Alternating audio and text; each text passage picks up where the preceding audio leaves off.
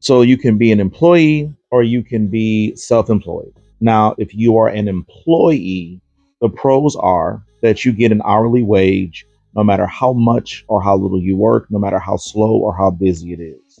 You have a set schedule so you can have some predictability in what your week is going to look like. And this is arbitrary. There are some instances where an hourly employee doesn't have a set schedule and they just find out the day of or the week of what their schedule is going to look like. But you might get some PTO, you might get benefits, you might get paid lunches, all the marketing is paid for. You literally just show up and work, no matter how slow it is, how busy it is. Now, you most cases you get to keep your tips, although I have heard of some people say that they don't get to keep their tips, which is crazy to me. That sounds illegal, but I would contact the Department of Labor in your state to figure out like what's allowable and not. But you get the security of knowing how much money you're going to make no matter how busy or slow it is. And it's cool because you might get a weekend off and you don't really suffer from it. Yeah, weekends you probably make more tips, but ultimately the bulk of your pay, I'm guessing, is hourly. So you win. Now the cons of being an employee is that your hourly wage is probably minimum wage. Maybe at best it's $12 or $13 an hour, but there's no state in the union where $12 or $13 an hour is a livable wage. Another con is that they're probably going to make you wear a uniform.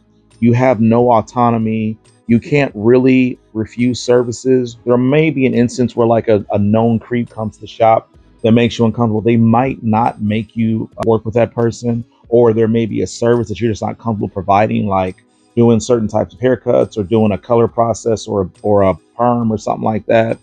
But other than that, you're not in control of your career, so you don't really get to refuse any services. You got to ask for permission for days off and breaks and phone breaks and stuff like that. Probably have a strict schedule. More than likely, they're overworking you. If you were hourly or commission, the more productivity that you have, the more money the owner makes. So they're going to work you to the core. They're more than likely going to try to get two, three, four, five cuts an hour out of you if possible. And, just to make sure that the owner wins. But they're going to try to speed up your services, make you rush through cuts because the bottom line is the bottom line. Another con is you have a boss, they make all the money and you just get the scraps. They're going to overwork you to get the most out of you. Now, when you're self-employed, independent contractor, you have all the autonomy.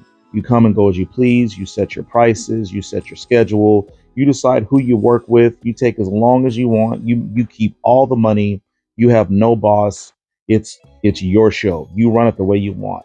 The cons are you pay for everything. You're paying for marketing. You're paying booth rent. You're paying for your clothes and your equipment and stuff like that. Whereas if you're an employee, sometimes the equipment is paid for by the employer. Your income is unpredictable. You might have a really busy day or a really slow day, and they can be unpredictable. You never know when that's going to happen. When you step away from the shop, you don't make any money because you don't have PTO, you don't have benefits, you don't have sick time or paid time off. And so if you take a vacation, it's likely not paid for.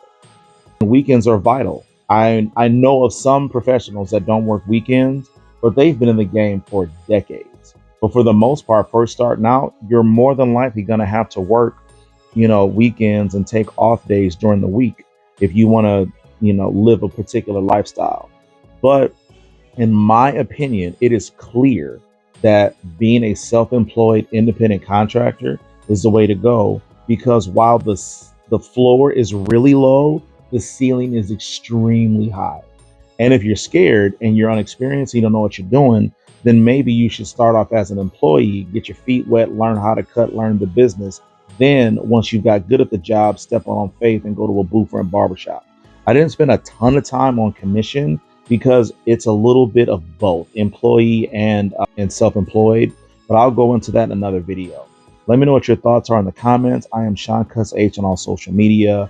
I stream daily on TikTok, Twitch, Kick, YouTube, and sometimes Facebook. If you have things that I missed that you want to add in the comments, please feel free to do that. Share this with somebody that may have a difference of opinion or that is looking to get in the game and don't know the rules. Sean Cuss H on social media. Thank you for your time.